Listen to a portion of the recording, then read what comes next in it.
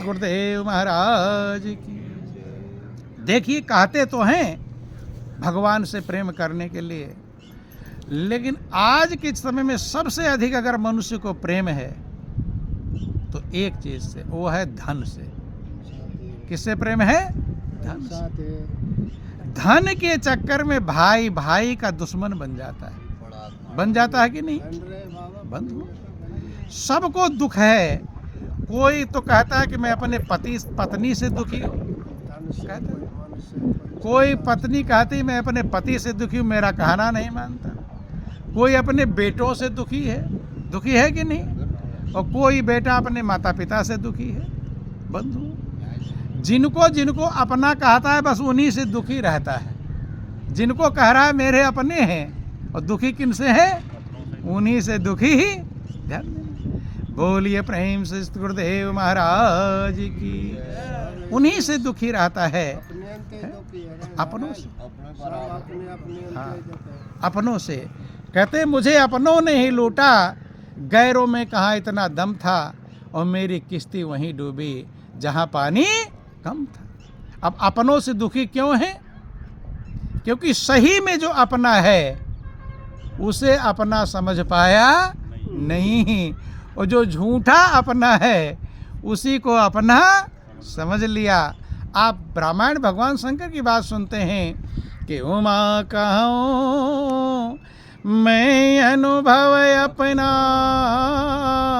ओ सत हरि भजन जगत सब सपना।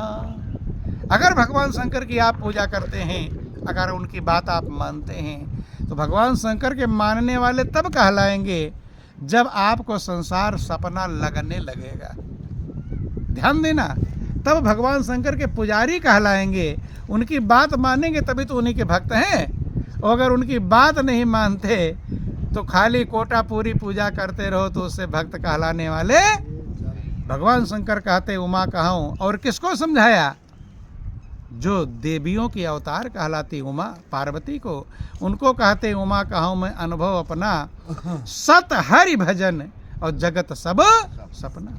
सत्य परमात्मा है, उसकी याद है, और सारा संसार स्वप्न है। स्वप्न क्यों कहा? क्या आपको देखने में लगता है दुनिया बेटा बेटी सपना है? स्वप्न लगता नहीं। क्योंकि जब आप स्वप्न देखते हैं तो स्वप्न में स्वप्न भी स्वप्न नहीं लगता।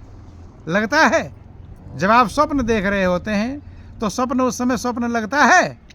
उस समय स्वप्न लगता। अब स्वप्न लगता तो हाथी दौड़ा रहा, रोते क्यों, चिल्लाते क्यों, भागते क्यों?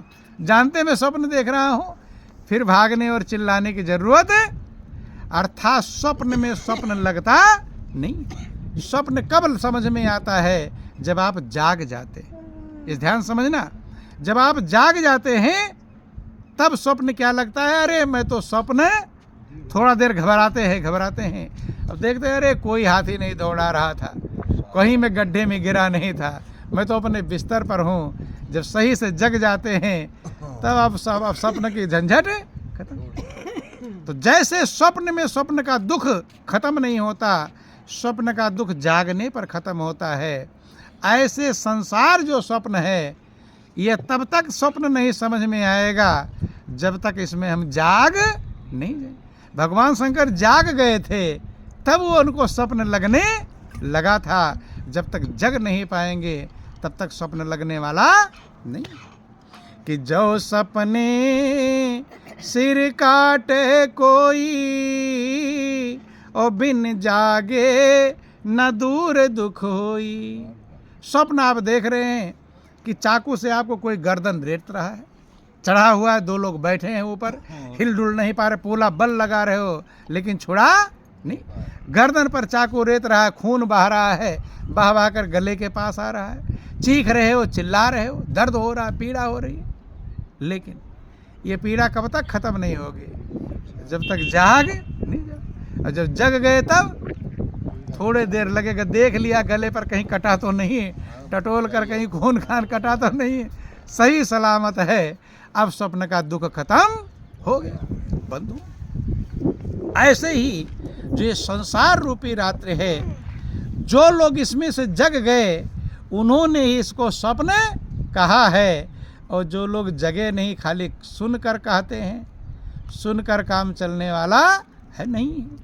कि कहा सुनी की है नहीं, और देखा देखी बात, और दूल्हा दुल्हन मिल गए, फीकी पड़ी बारात। बंधु, कहने सुनने का विषय नहीं है, वो अनुभव करने का विषय है। देखो ध्यान से समझना बंधुओं, हम सभी लोग उस परम पिता परमात्मा की संतान है। किसकी संतान है? परम पिता। सब एक ही परम पिता परमात्मा के संतान है। किसके हैं? एक के हैं। और आपका पिता कितना है? कोई कमी है उसके पास में? वो आनंद का भंडार है, शांति का स्रोत है, सुखों का मूल है। बंधुओं, हमारा पिता इतनी क्षमता वाला है, एक चुटकियों में पूरा सृष्टि को बनाता है और बिगाड़ता है। यहाँ किसी का पिता थोड़ा ही पैसे वाला हो तो अकड़ कर चलता है कि नहीं चलता है? किसी का पिता थानेदार हो तो देख लो बेटा कैसे चलता है, डरता है किसी से? ध्यान देना। तो जो एक थानेदार का बेटा एकदम शान से चलता है, तो आप किसके बेटे हैं? सोच लो कितने बड़े के बेटे।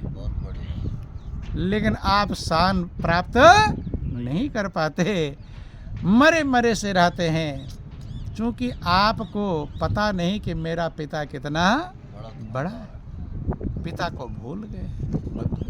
वही कहानी आपको समझा दें। बोलो वृंदावन बिहारी लाल की जय। किसी राजा का एक बेटा था, संजोग से कहीं मेले इत्यादि में खो गया। एक ही बेटा, वो बेटा खो गया। बहुत ढूंढा तलाशा, लेकिन वो मिला नहीं। जब मिला नहीं, राजा भी बेचे, ढूंढा मिला नहीं। अब बेटा जो खो गया था, वो भटकते भटकते भटकते कहीं जंगल फंगल पार करके कहीं गया, बस्ती बस्ती रही होगी, भूख लगी, मांगा लोगों से। अब बेटा छोटा था, उसे भी धीरे धीरे ये ध्यान नहीं रह गया कि मेरे पिता इतने बड़े हैं, अर्थात वो भी अपने पिता को भूल गया। बंधु, दर दर मांगता है, टुकड़े भोजन के लिए मांगता है। कहीं कोई फटकार भी लगा देता है, कहीं कोई डांट भी देता है, चल चल कमा खा नहीं सकता, फटकार भी। बंधु, फटे चीथड़े कपड़े कोई दे दिया, पुराना धोराना। पहले की आज जैसी व्यवस्थाएं हैं, पहले इतने कपड़े लोगों के पास हुआ नहीं करते थे। पहले तो शायद कुछ लोग तो बूढ़े बुजुर्ग एक हमसे मिले, कहते महाराज मुझे पूरे जिंदगी भर में एक ही कपड़ा मैंने सिलाया था। कितना कपड़ा पहनते नहीं थे, कि ससुराल जाता था तो कपड़े को कंधे पर रख कर ले जाता था। कहाँ पर? कंधे पर। और जब ससुराल गया 2 मिनट के लिए पहन लिया और फिर वहाँ निकाल कर रख दिया। नहीं, कैसी व्यवस्थाएं थी? जूता चप्पल भी लोग मांग कर पहनते थे पहले, जैसी व्यवस्थाएं थी। बंद। तो फटे चीथड़े कपड़े मांगता था, कहीं चाय वाले की दुकान पर चाय मांग लिया, कहीं कुछ कर लिया, ऐसे करता था। है वो किसका बेटा? राजा का बेटा। लेकिन अब क्या बन गया है? भिखारी, भीख मांग। यही हाल बंधुओं हम लोगों का है। आप सुनते हैं रामायण में लिखा गया कि ईश्वर अंश जीव अविनाशी, ओ चेतन अमल सहज सुख राशि। ये जीव ईश्वर का ही अंश है, अविनाशी है, चेतन है, मल रहित है, और सुख की राशि है, सुख का भंडार है। बंधुओं, दुख का भंडार नहीं। लेकिन वही वाला उदाहरण इसीलिए दे रहे हैं, सुख का भंडार होते हुए दुख का भंडार कैसे बन गया?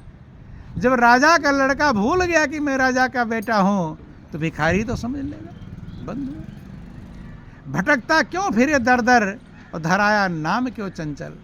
बंधु, फटकार लग रहा, कहीं चाय वाला कहता चल पहले बर्तन मांज तब चाय मिलेगी तुझे। बंधु ध्यान देना, जिसके राज्य, पूरे राज्य का मालिक हो, पूरा उसी का भाई, पिता की संतान है, तो पिता की संपत्ति किसकी है? बेटे की है। बंधु, वो जो राज्य, जिस राज्य में भीख मांग रहा है, वो राज्य किसी का है? उत्तराधिकारी तो वही है, उसी का राज्य है, लेकिन अपने ही राज्य में भिखारी बना फिर रहा है। क्यों? क्योंकि भूल गया। यही हाल हम लोगों का है बंधु। हम लोग भी अपने स्वरूप को भूल गए हैं। थे राजा के बेटे, थे परमात्मा के अंश, परम पिता परमात्मा जब हम कहते हैं, क्या कहते हैं? परम पिता परमात्मा। भगवान को तो परम पिता कहते हैं, लेकिन खुद को परम बेटा कहते हैं? खुद को परम बेटा कह पाए नहीं। जिस दिन आप अपने आप को परम पिता का बेटा अनुभव कर पाएंगे, या आपका जीवन आनंद से भर जाएगा, शांति से भर जाएगा। जिन्होंने अनुभव कर लिया, प्रहलाद ने इस बात को अनुभव कर लिया था।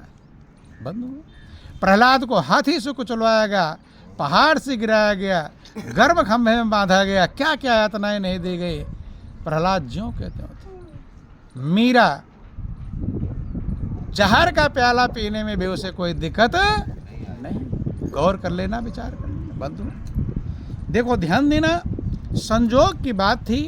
मंत्री कहीं घोड़े से जा रहा था, घोड़े पर बैठ करके, और वहाँ चाय की दुकान पर रुका चाय पीने के लिए। चाय पीने के लिए रुका, अब वहीं उसी के सामने वो जो राजा का लड़का था, चाय के चक्कर में बार बार आता। एक बार दुकानदार ने भगा दिया होगा, चला जा, अभी नहीं चाय मिलेगी। फिर दोबारा लौट के आया, कहे अब तो देर हो गई, दे दो चाय। तो दुकानदार ने एक थप्पड़ जड़ दिया उसको। किसको? राजा के बेटे को। है राजा का बेटा, एक थप्पड़ लगा दिया कि अभी भगाया था फिर आ गया।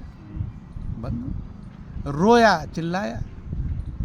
मंत्री जब उसकी आवाज को सुना तो थोड़ा चेहरे पर भी गौर किया तो मंत्री पहचान गया, और ध्यान से देखा तो मंत्री समझ गया कि ये राजा का ही बेटा, जो राजा का बेटा खो गया था। और थोड़ा ध्यान दो, चार बातें पूछा तो कुछ उसको ऐसा समझ में आ गया कि ये राजा का ही पक्का हो गया। मंत्री को पक्का हो गया कि ये राजा का ही बेटा। वो समझाने लगा, अब तू चिंता मत कर, अब तेरे दुख खत्म हो गए। क्या हो गए? दुख खत्म। तू तो राजा का बेटा है, राजगद्दी का मालिक है, वारिस भी कोई नहीं राजा का, एक ही बेटा था, वारिस तू। बंधु, समझाने लगा, वो डरने लगा। कौन डरने लगा? वो भिखारी, वो राजा का डर रहा है कि ना जाने ये कहाँ मुझे ले जाएगा, क्या करेगा, चल मेरे साथ घोड़े पर। नहीं नहीं नहीं नहीं, मैं नहीं जाऊंगा। अब डर रहा है।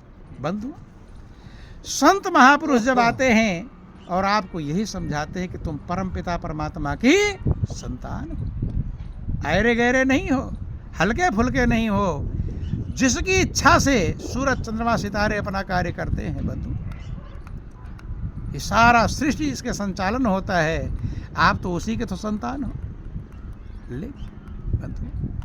लेकिन मनुष्य कभी ना तो उनकी बात पर भरोसा कर पाता है और ना ही मजबूत बन पाता है। बंधु, ध्यान देना। डर कर भागने लगा दूर। देखो क्या कह रहा है मंत्री कि चल मैं तुम्हें राजगद्दी दिलाऊंगा, राजगद्दी मिलेगी, ये सारा दुख खत्म हो जाएगा।